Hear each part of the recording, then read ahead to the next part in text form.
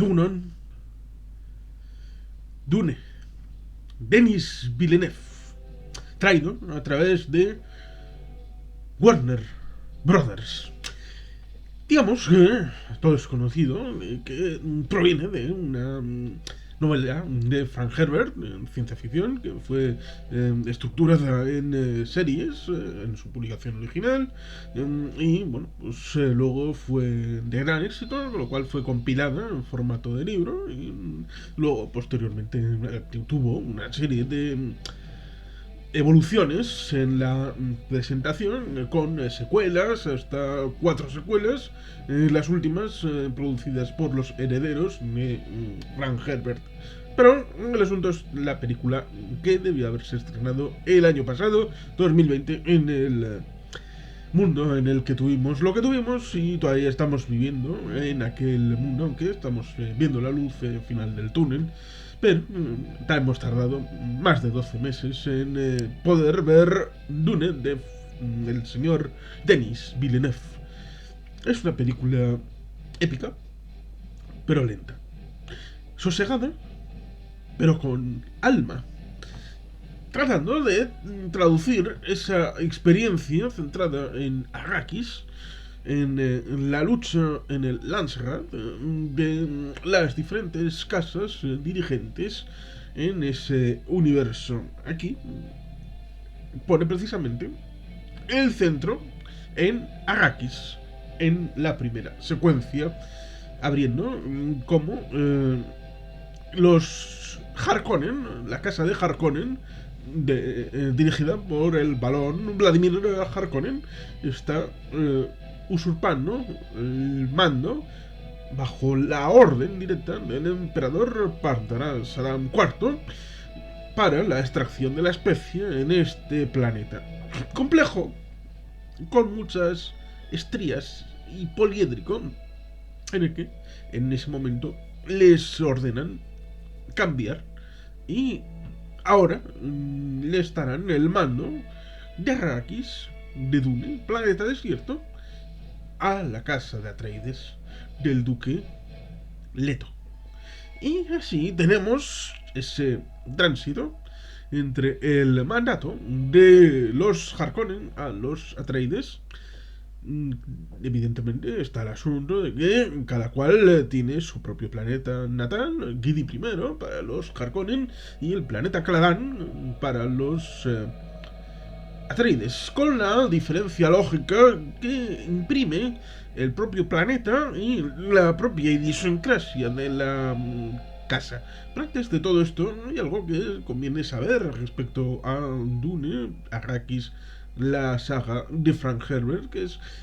algo que en principio no se cuenta más que en anexos, en apéndices, un poco como comentamos cuando se trató el libro.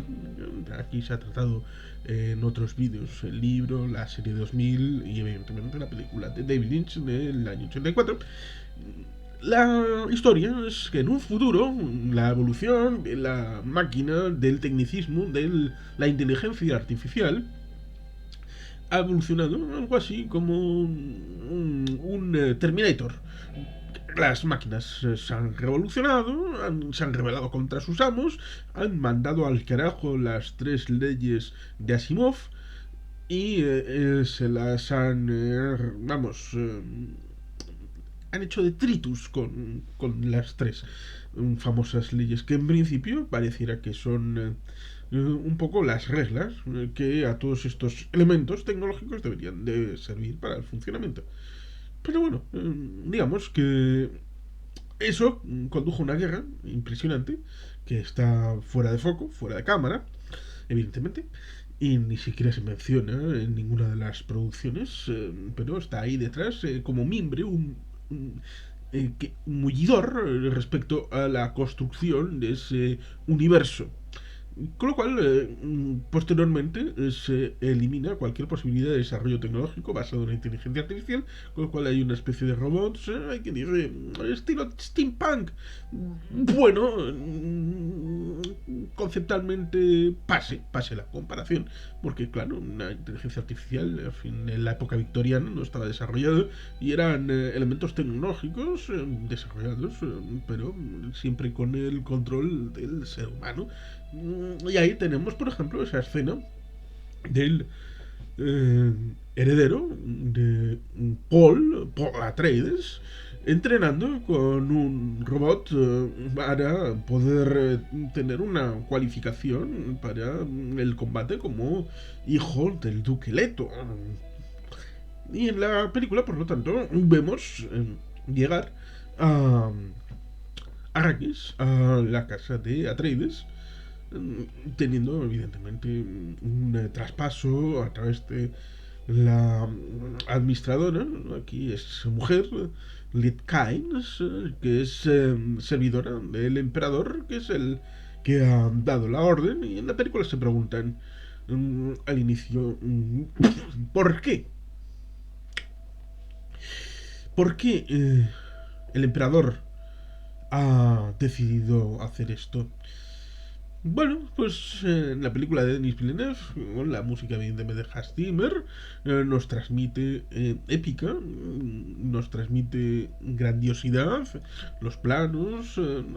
cosas que evidentemente se han podido hacer ahora, no en los últimos 20 o 40 años. Por ejemplo, el bichito que luego dará nombre a Paul Moabtid, y después las propias dimensiones de las arenas, el gusano, aunque a decir verdad, en la pantalla, cuando vi aparecer el gusano, una escena al lado de la piedra, después de que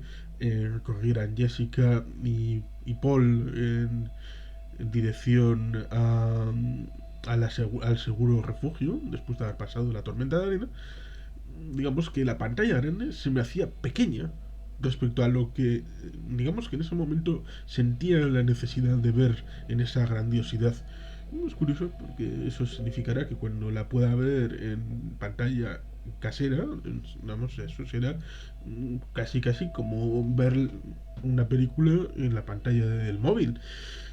Pero bueno, son por tanto elementos que van permitiendo la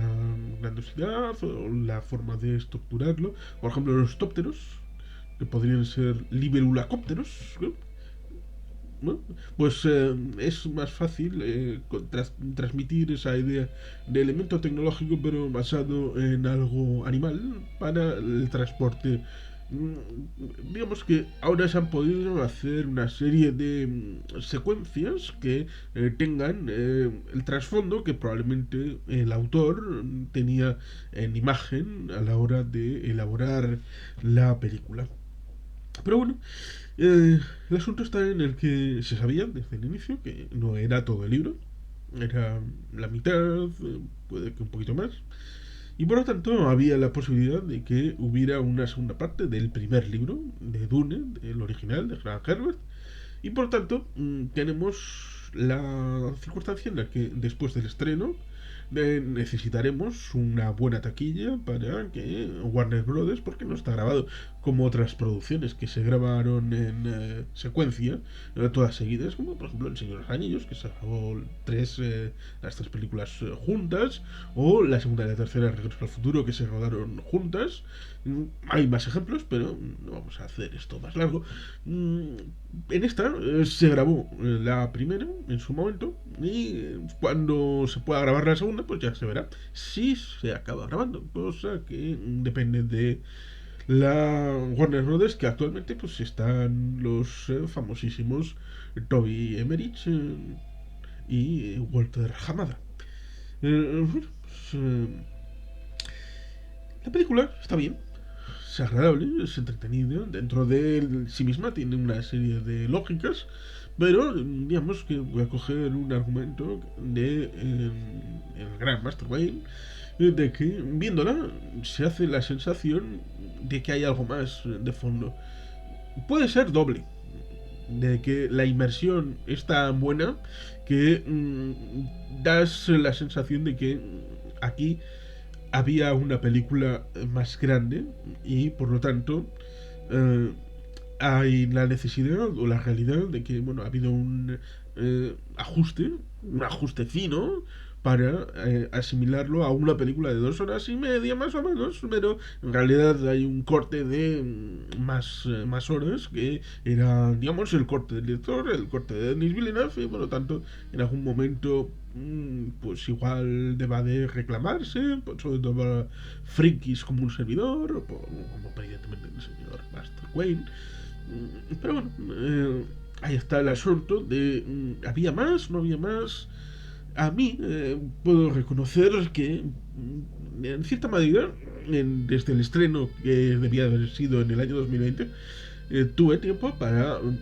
comprar la novela, leer la novela y acercarme a la serie, la miniserie de 3 capítulos del año 2000. No sé si me ha hecho bien o me ha hecho mal, porque esto ha sido inevitable. Estar viendo la película, en principio de manera inmersiva, no como otros que en cierta medida pues han estado especulando porque de la novela, que es del año 65, luego evidentemente en Star Wars, que bebe de ello, y muchas otras producciones que han tomado mucho de esta obra cumbre de la literatura de la ciencia ficción. No, yo no estaba mirando por ese lado, o Matrix, que en principio puede llegar la parte número 4 de ese documental para algunos. Cuando habla del elegido, la profecía y todo esto, pues puedes pensarse en Luke, en Neo, no. Yo estaba pensando más bien en comparativamente esta película de Denis Villeneuve, eh, qué tenía o qué le faltaba o qué esta comparativa respecto a la serie del año 2000 y a la película de David Lynch y a la novela, el propio Frank Herbert. Claro, se podría decir que en cierta medida eh, es algo que se sitúa a medio camino entre la película de 1984 y la serie del año 2000, porque digamos que se suele hablar de que la espectacularidad de la película de David Lynch es algo encomiable. Incluso Master Wayne ha podido decir que la primera hora es mejor explicada en la película de Lynch que incluso en esta película de Denis Villeneuve, la presentación de personajes y de la situación en general. Pero digamos que se suele decir que la adaptación más fiel al libro era la de la serie del año 2000. Cuestión de ver los elementos, pero como digo, en un primer visionado puede haber sido un autosabotaje, aunque no es inmediatamente la lectura o la vista de la serie del año 2000, ha sido en el último año, en los últimos 365 días, es decir, tampoco ha sido exactamente en los últimos 6 meses, ha sido con cierto ámbito, pero ha tenido su pozo a la hora de ver la película, que probablemente tenga que volver a ver en el cine una segunda vez, por lo menos una segunda vez, para poder situarme en este universo, en la propuesta de Denis Villeneuve. Vamos con los elementos personajes. Vamos a hacer una pequeña reflexión acerca de los personajes. Por ejemplo, está la casa Corrino. En la película de 1984, la introducción está en base a la princesa Irulan, con aquella Virginia Madsen que nos traía una presentación respecto a cómo estaba situado el universo, que luego en la versión de 3 horas estaba mucho más establecido, sobre todo ese concepto quasi Terminator respecto a el origen de la casa de Corrino, que es la que dirige el Imperio, la estructura del Imperio y la dualidad en el Ashram de los que están con la casa Harkonnen y los que están con la casa de Atreides. Por tanto, en esta película no está el emperador Paddinas Sandam IV. No está en esta película. Tampoco está la princesa Irulan, lo cual es curioso porque hace una cosa que evidentemente en la película de 84 no estaba, pero en la serie sí, que es todas estas circunstancias en el mandato de los Atreides respecto a Arrakis. Porque hay un trasfondo respecto a los comerciantes, traficantes, los mercenarios, una serie de elementos de trasfondo que están ahí. Evidentemente en el anexo de la novela está el tema de Liet Kynes como persona que es heredera del clan de los Kynes, que eran bueno, gente que estaba ligado al tema medioambiental, tal vez para una posible transformación de Arrakis, con una serie de investigaciones que fueron desechadas cuando se descubrió la especie en el planeta Arrakis. Con lo cual esto también está desechado en buena medida, aunque se incorporan cosas que en la película del 84 no estaban, pero en la serie sí, un poco dando un papel más amplio, aunque aquí está transformado en una mujer y en la película del 84 estaba interpretado por Max von Sydow, un clásico, aquel sueco. Digamos que también en la clase de Harkonnen, que está infrautilizada, no está el personaje de Faith Rauza, que fue interpretado por Sting en la película del 84, y que es curioso porque habría dado para un juego importante con el emperador, interpretado por el señor Skarsgård, porque el juego que había entre Faith y el señor Vladimir, pues había una circunstancia que explica en cierta medida la realidad en la propia idiosincrasia de la casa de Harkonnen. Peter de Vries está un poco mal utilizado, pero la comparativa es peor con el maestro que es de la casa de Atreides, como es Thufir Hawat, el maestro de asesinos, que digamos que en la casa de Atreides hay una serie de circunstancias, porque al final las luchas entre dos toros, porque aquí se hace referencia a que el abuelo de Paul combatía con toros por diversión, la lucha no es de frente, sino la propia corrosión interna de los espacios, ya sea de la propia casa de Corrino, de la propia casa de Harkonnen y de la propia casa de Atreides, incluso dentro de las Bene Gesserit y del propio marco de los navegantes, de la Cámara de Comercio, por llamarlo de alguna manera. Digamos que esas debilidades internas, porque aquí tampoco están los navegantes en cierta medida bien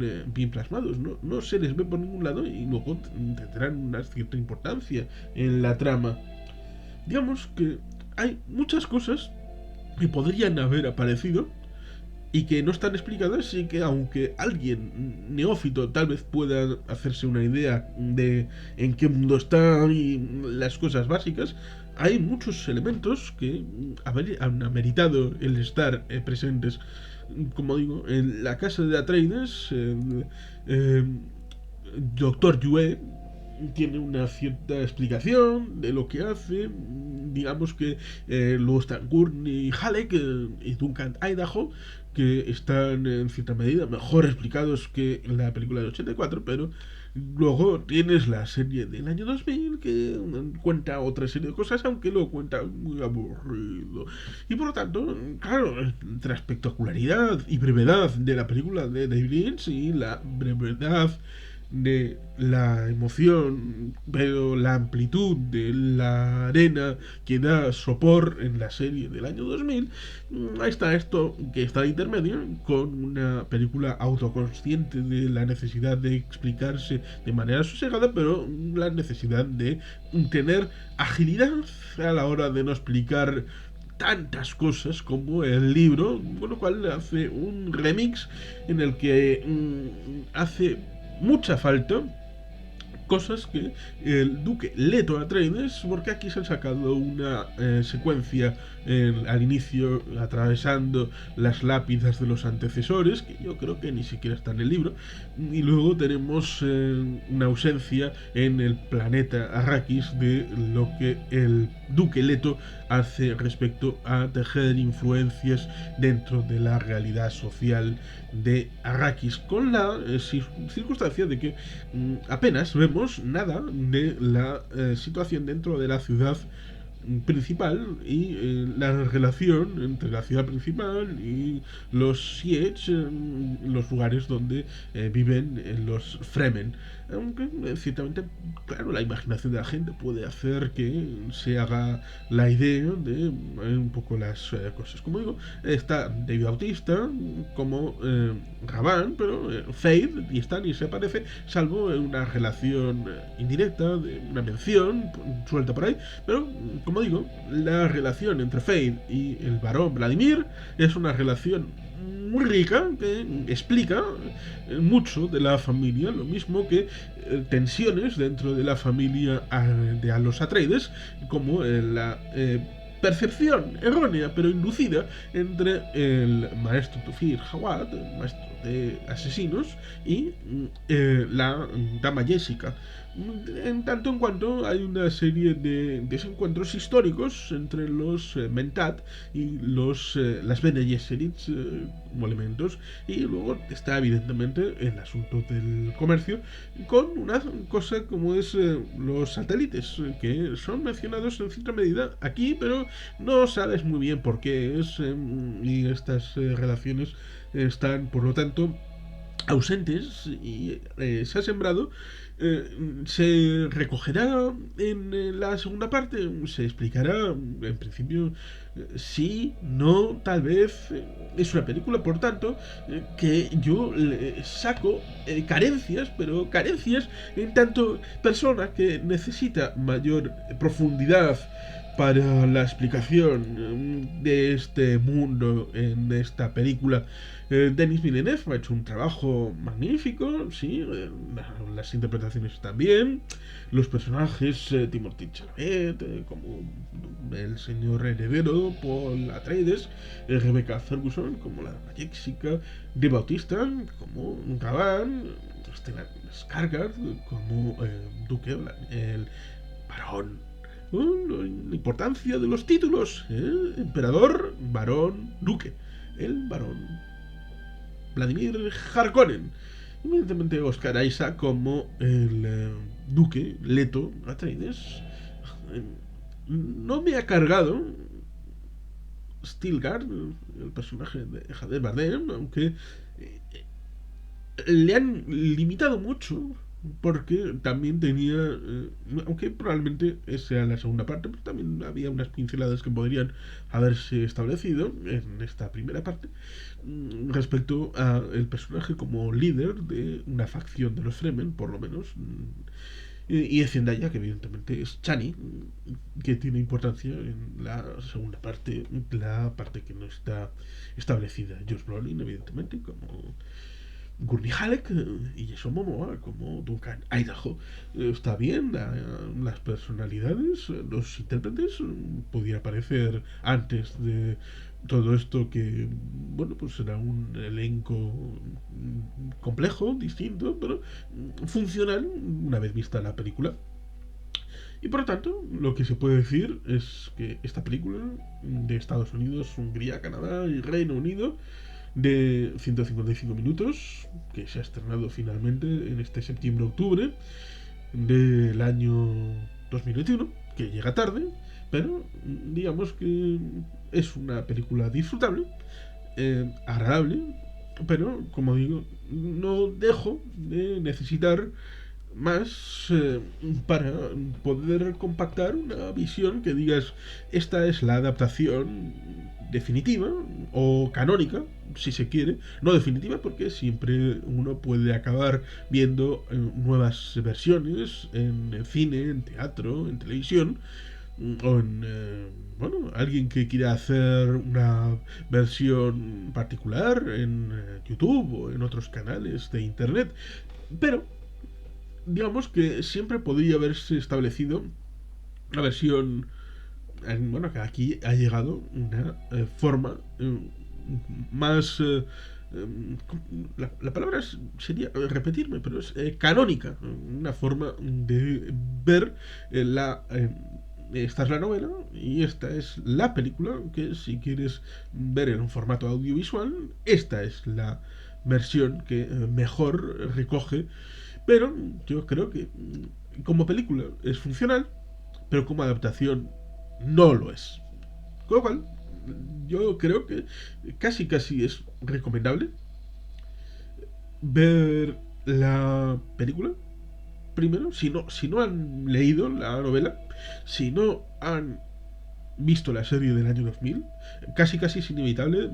decir que no hayan visto la película del 84, pero hay gente todavía que no la ha visto, pues casi es mejor después. Vayan vírgenes a ver la película de Denis Villeneuve, la propuesta. Evidentemente no es una película de consumo rápido, es una película de consumo lento y casi, como digo, necesitaré ver por lo menos una segunda vez, pero dejando de lado que es una película que es disfrutable, incluso que hay un cierto problema que yo viví respecto a dónde se producirá el corte entre la primera y la segunda parte. Eso también es un problema porque cuando se produce la el acto de cambio en Arrakis, cuando vuelven los Harkonnen, porque esto evidentemente es algo que se sabe, pues creí que el corte estaría ahí, pero no, el corte está después, con lo cual, en cierta medida, en la última parte,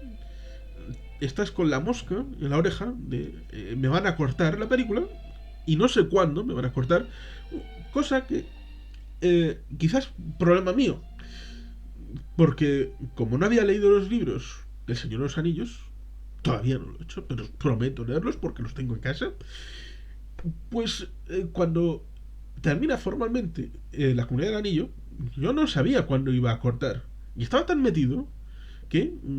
cuando llegaron al monte aquel Frodo y Sam para ver el monte del destino, con el ojo de Sauron ahí delante, donde tenía que llevar el anillo, pues digamos que miré a mi padre y dije, ¿ya? ¿Ya hemos tenemos que esperar un año para ver las dos torres? Pues sí, ya estaba, ya había acabado la Comunidad del Anillo y bueno, pues habría que esperar. Aquí no sabemos cuánto tenemos que esperar. Habrá una versión extendida que en algún momento nos las harán ver. Habrá la segunda parte. Habrá más desarrollo de este universo. Se quedará en una cosa rara que hizo Denis Villeneuve antes de seguir con otra producción, como ha hecho Christopher Nolan, que va saltando. Ahora irá con Universal a hacer un remake tal vez de aquella película de Paul Newman con la bomba atómica. Bueno, Denis Villeneuve y Nolan son dos de los epígonos de este cine que se resiste a morir y que, bueno, pues lo seguimos teniendo afortunadamente en las grandes pantallas. Con lo cual, recomiendo vivamente que la gente se acerque a ver Dune de Denis Villeneuve, esta película basada en esa soap ópera espacial de Frank Herbert con el mismo nombre, Dune, con la idea de que si tiene éxito, pues probablemente sea más fácil que nos traigan la segunda parte, que estamos deseando verla con muchas ganas. Y sin más, es que ricasco, aurora bat, Betty Helpian.